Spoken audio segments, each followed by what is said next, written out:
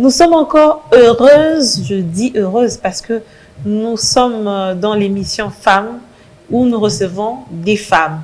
Heureuse de vous retrouver pour ce nouveau numéro de votre magazine Femmes qui reçoit pour vous, je ne vais pas l'appeler une habituée, mais ce n'est pas la première fois qu'elle passe dans cette émission. C'est une jeune dame qui œuvre dans le secteur de l'entrepreneuriat. Elle a toujours quelque chose à donner aux autres jeunes.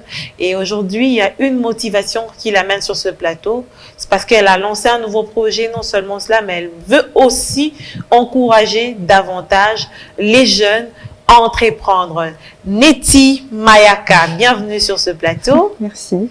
Vous êtes jeune, entrepreneur. Oui. Et c'est vrai que vous avez un travail qui peut vous aider à nouer les deux bouts du mois, mais vous avez choisi quand même de vous lancer dans l'entrepreneuriat. Qu'est-ce qui vous a motivé? Déjà, c'est le fait avoir un emploi, c'est bien, ça vous permet de tenir, ça vous permet de payer vos factures, mais ça ne vous permet pas de vous épanouir au-delà de ce que vous voulez vraiment faire. Donc vous êtes un peu limité. Et moi, l'entrepreneuriat, je ne fais pas forcément ça pour un revenu. Je fais ça parce que c'est quelque chose que j'aime faire et j'aime découvrir, j'aime développer. Je suis une personne très créative.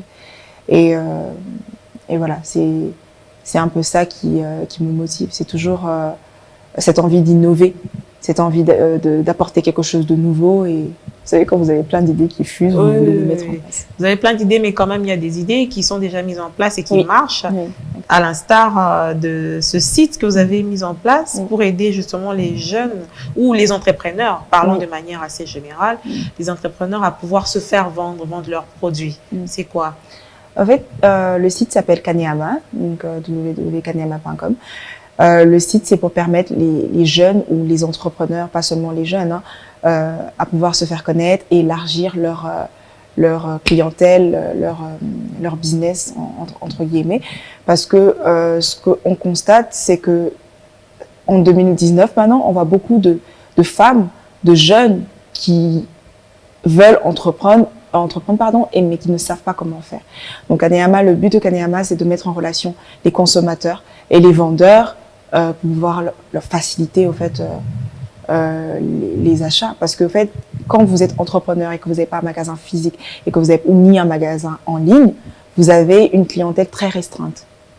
Et vous avez créé une plateforme. Oui, voilà, exactement. Il y a quand même, on reproche aussi à ces plateformes-là de beaucoup de choses.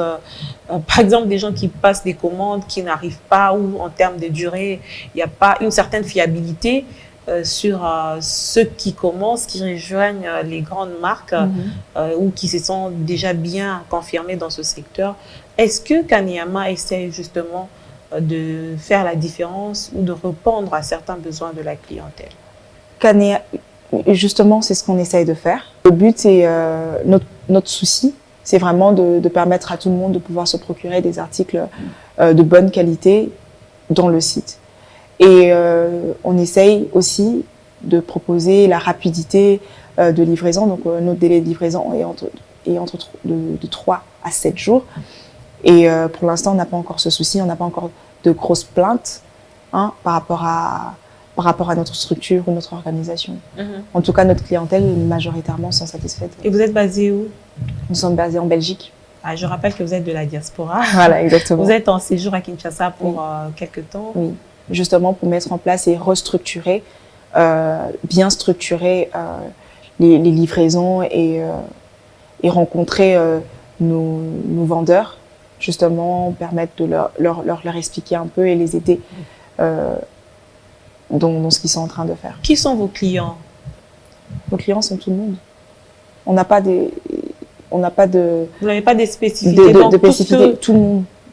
Comment ça se passe? Il y a un certain nombre de produits que vous avez mis en ligne et les gens y vont, ou quelqu'un peut avoir besoin de quelque chose et passe par votre site pour passer la commande sans forcément l'avoir vu en ligne. Exactement.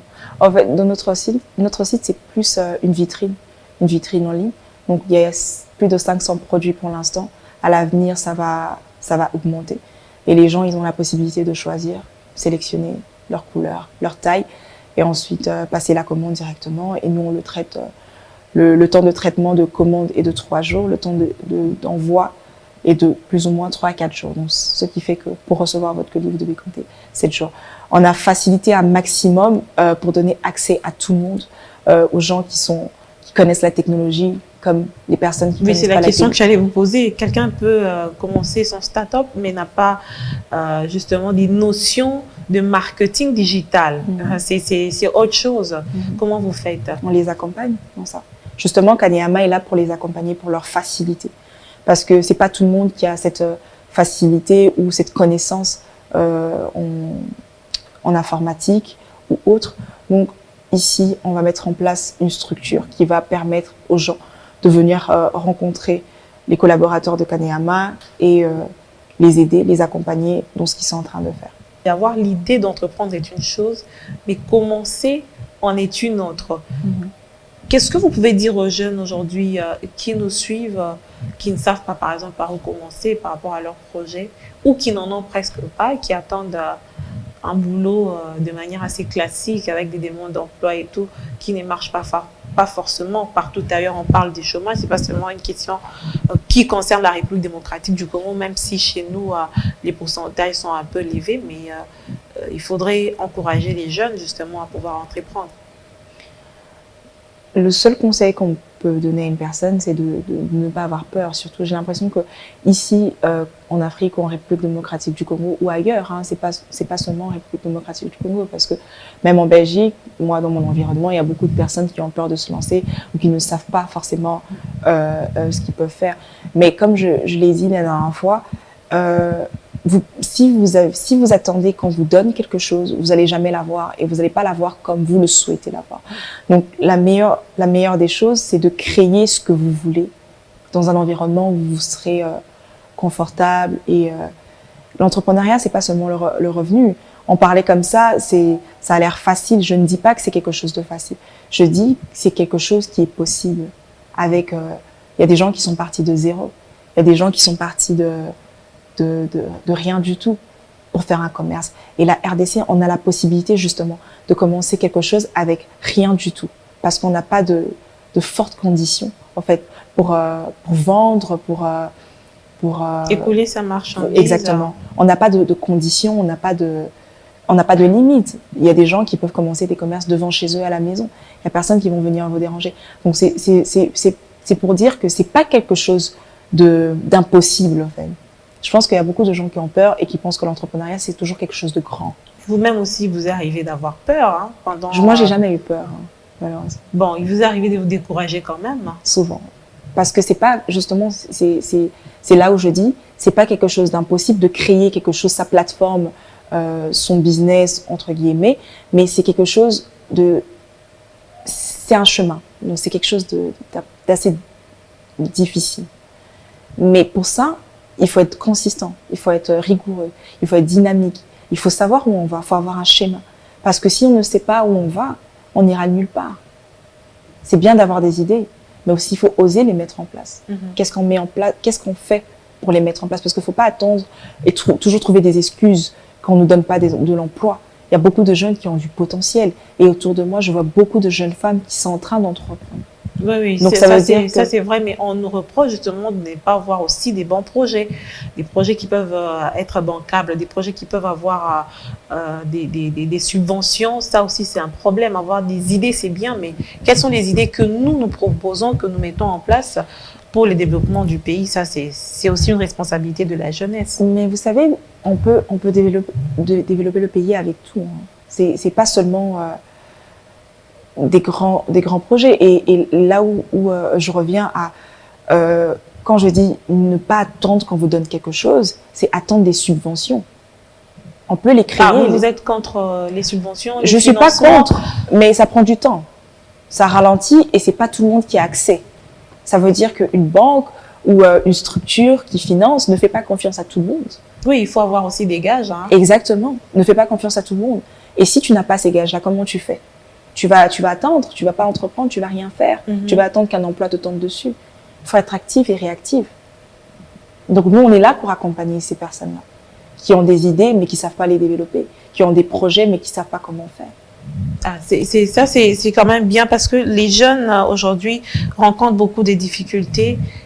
On les voit sur les réseaux sociaux, comment ils se plaignent de ne pas être accompagnés ou d'avoir un projet, ils ne savent pas par où commencer. Vous avez quand même une expérience. Exactement. Et surtout, vous êtes passionné dans ce secteur de l'entrepreneuriat.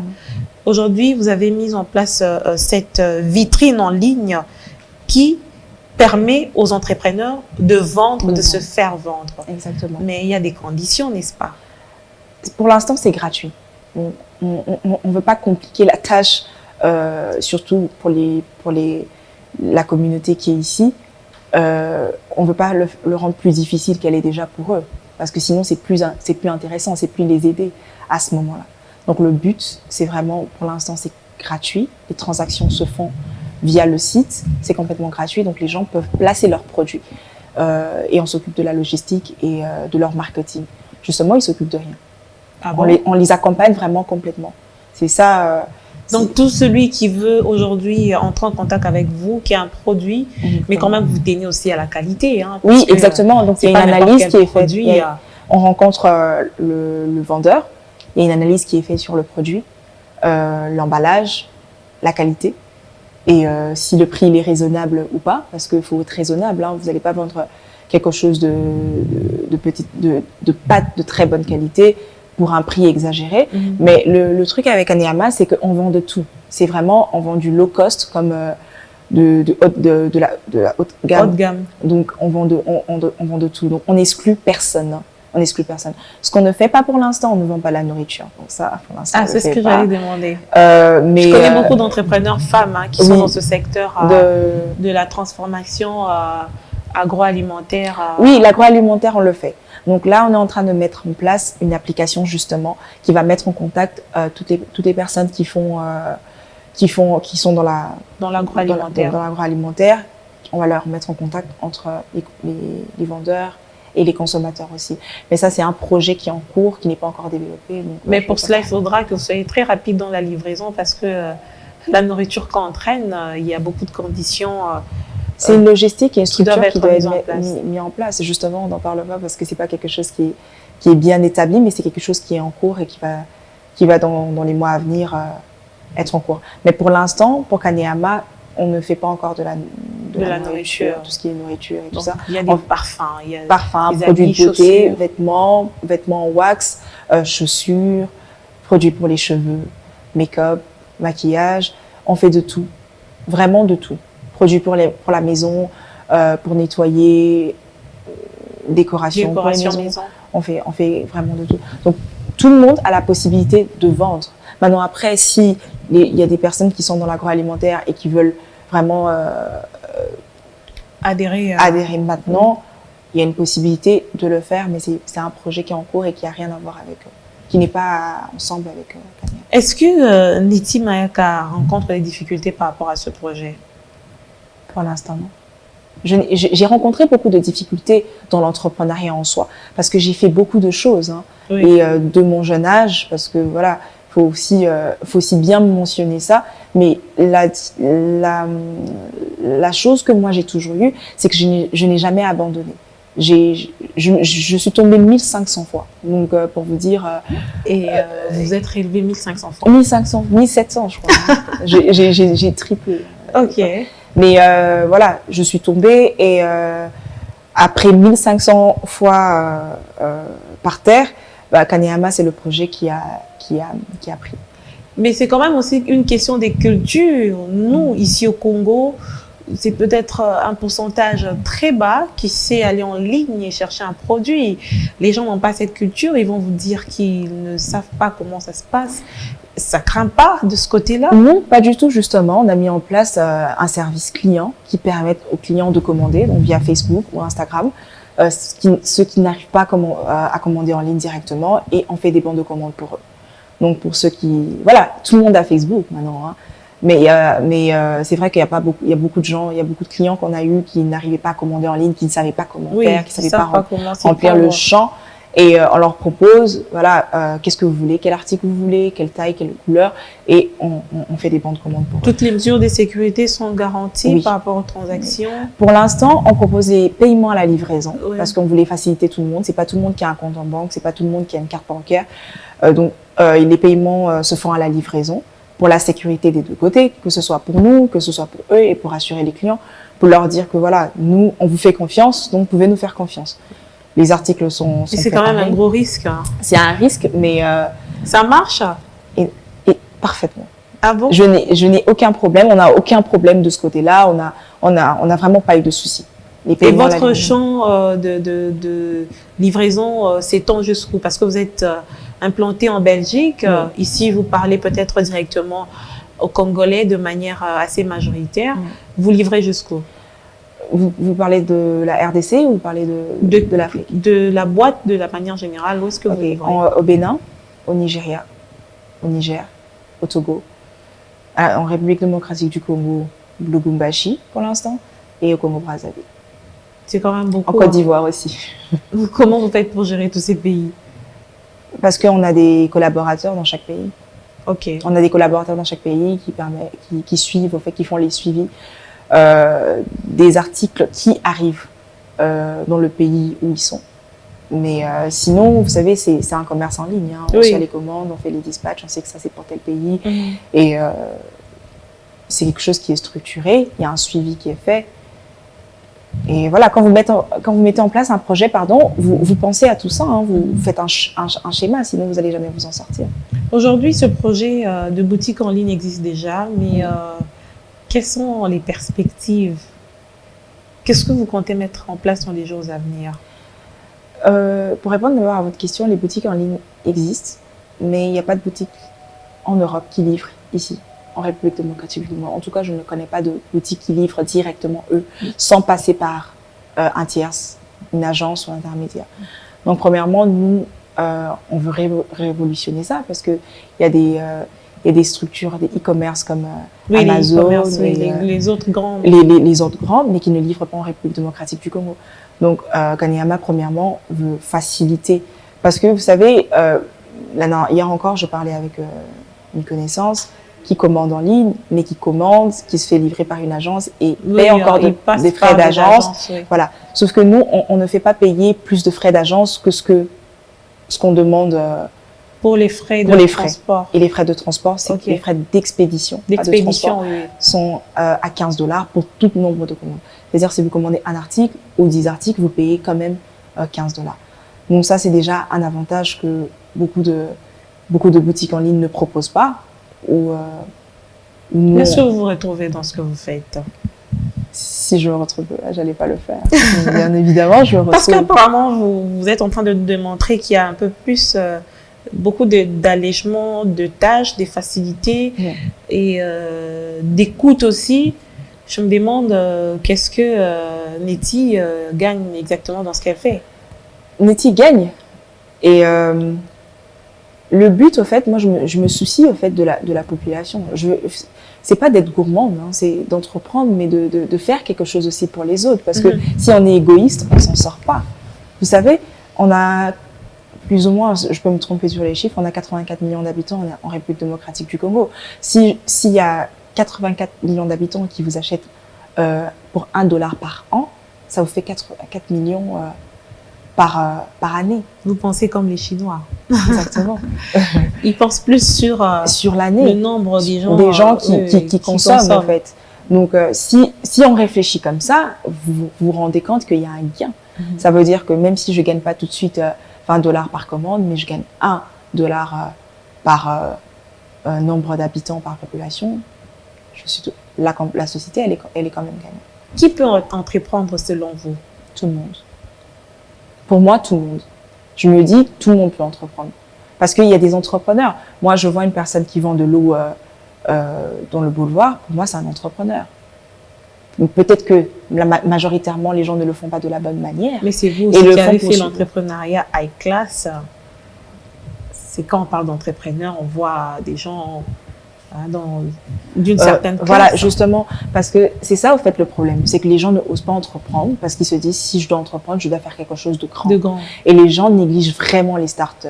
Alors que personne, tout entrepreneur, on va dire, je ne vais pas me nommer comme une grande personne ou voilà, mais je veux dire, tout entrepreneur, des personnes qui sont aujourd'hui dans Forbes, qui sont milliardaires, c'est des personnes qui ont commencé, qui sont parties de rien et qui ont compris au fait que entreprendre, c'est pas miser gros, c'est miser petit à petit. Avancer. Voilà, miser petit à petit dans plusieurs choses. Si vous misez aujourd'hui 1 000 $ sur un seul truc, vous êtes sûr de perdre parce que vous savez, l'entrepreneuriat ou le business, c'est qui tout double. Vous savez pas si vous allez gagner. C'est du risque. C'est un risque à prendre. Il faut prendre des risques. Donc, il faut perdre pour gagner. Donc, si vous misez 1 000 $ ici, si vous perdez, vous perdez. Si vous gagnez, vous gagnez. Mais sauf que si vous avez 1 000 $ et vous misez 100 $ par projet ou voilà, vous investissez 100 $, si... Et c'est quoi tes plans B à toi, à part Kanyama? J'ai Empire Cosmétique. J'ai une marque de cosmétiques. Ok. Et j'ai eu un boulot, déjà, premièrement. Ça, c'est vraiment le premier plan B. J'ai un boulot, j'ai une marque de cosmétiques, j'ai une boutique que je suis en train de mettre en place et je collabore avec mon père. Avec mon père.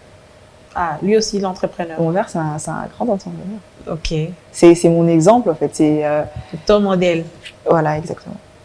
Justement, parlons de l'entrepreneuriat des jeunes. J'aimerais quand même qu'on parle spécialement des jeunes filles ou des jeunes dames. Est-ce que vous êtes en collaboration avec des jeunes ici au Congo, par exemple à Kinshasa ici, avec qui vous échangez, qui sont dans ce secteur, vous partagez l'expérience, vous donnez des idées pour former quand même un bloc, hein, comme on dit, l'union fait la force, comme on le voit dans certains pays. Hein. L'occasion que j'ai eue, c'est de rencontrer des femmes qui achètent en gros dans mon site et qui revendent. Et j'ai beaucoup de femmes, de personnes qui achètent en gros des articles parce qu'on a des articles à 1 $, on a des articles à 3 $, on a des articles à 100 $. Donc, c'est vraiment pour tout le monde. On a beaucoup de personnes qui achètent dans le site pour revendre ici en République démocratique du Congo. Et ces personnes-là, c'est les personnes que nous, on accompagne. Parce que c'est des personnes qui n'ont pas, eux, des articles qu'ils ont, mais qui achètent chez nous et qui gagnent quelque chose. Et qui organisent quelque chose. Donc on les accompagne, on leur montre comment faire, on leur dit comment faire. J'ai pas mal de jeunes femmes surtout, parce que j'ai pas encore eu l'occasion de discuter avec des hommes qui le font. C'est pas une discrimination. Non, non, pas du tout. Ah oui. Hein. non. Ah oui. J'ai pas encore. Peut-être que votre sensibilité touche plus les femmes. Vous vous rendez pas compte qu'il y a aussi des hommes qui font la même chose. Hein. J'ai pas eu l'occasion d'en rencontrer, mais je suis persuadée qu'il y en a parce que j'ai des commandes aussi d'hommes. Et pour vous, qui sont les bons entrepreneurs, les femmes ou les hommes? Ah, c'est les parce femmes, que vous êtes femme. Non, c'est pas parce que je suis une femme, parce qu'une femme, elle a beaucoup de sens. Votre père est entrepreneur, c'est un modèle pour vous. Mais pour moi, les femmes, elles ont la possibilité de faire beaucoup mieux. Okay. Parce qu'elles ont beaucoup de facilité par rapport à l'homme dans l'entrepreneuriat. C'est plus facile pour une femme d'entreprendre que pour un homme. C'est quoi ces facilités? Un homme aura beaucoup plus de bâtons. Dans les roues. Et c'est quoi qui ça va être déjà pourquoi ça va être beaucoup plus difficile parce que l'homme est viril, il a cette image de virilité où il doit faire beaucoup plus que la femme. Donc le fait déjà d'être femme, c'est un atout marketing pour vous. Exactement. Ah bon? Oui, si on le fait bien. Si on le fait bien, si on se respecte et tout ça, oui, pour moi c'est un atout, il y a une possibilité de faire. Je repose ma question, cette émission est en train d'aller vers la fin. Vos projets d'avenir, comment vous vous entrevoyez dans les jours qui viennent? C'est vrai qu'aujourd'hui, il y a un business qui marche déjà, il y a des projets qui marchent déjà, mais dans les jours à venir, je sais que vous allez encore repasser dans cette émission. Peut-être qu'enfin, va parler de vous, qui sait. Comment vous vous entrevoyez? Pour ma part, oui. Pour essayer de faire développer Kanyama, élargir la distribution, déjà, aider les jeunes et franchement, enfin, moi, je conseille les jeunes s'ils ont des produits en place ou des idées en place, de ne pas hésiter à nous contacter via notre page Facebook. Kanyama, c'est K-N-E-A-M-A, et nous écrire. On peut les aider à développer le projet. Donc le but, c'est vraiment, le projet maintenant, c'est d'élargir Kanyama, pas seulement en République démocratique du Congo, dans toute l'Afrique, et aider toutes les personnes, les jeunes, pas seulement les jeunes femmes, pas seulement les hommes, les jeunes hommes, les jeunes hommes, mais d'aider tout le monde. D'aider tout le monde. J'espère que c'est votre mot de la fin. Oui, c'est mon mot de la fin, et je tenais à vous remercier de m'avoir encore reçu aujourd'hui. J'espère qu'on aura l'occasion encore de se revoir et de parler de beaucoup plus de choses. Merci beaucoup, Niti Mayaka, pour cette initiative Merci à vous. Que vous avez mise en place. Une initiative justement qui peut aider à soulager les jeunes entrepreneurs, qui peut aider à soulager les entrepreneurs de manière générale qui éprouvent beaucoup de difficultés pour écouler leurs marchandises. Pour certains n'ayant pas la facilité avec les e-commerce ou le digital marketing, au moins, il y a une plateforme qui peut vous aider à vous épanouir dans ce que vous faites. Comme elle a commencé, c'est possible aussi pour les autres d'emboîter le pas avec un projet en vue de pouvoir justement développer ce beau pays qui est la République démocratique du Congo. Et pour ça, j'essaie un peu d'être égoïste. Je compte beaucoup sur les femmes et surtout la jeunesse féminine. Niti Mayaka ne va pas me contredire, elle a eu aussi la même sensibilité que moi. Merci à vous de nous avoir suivis. Merci également à notre invité du jour. Merci.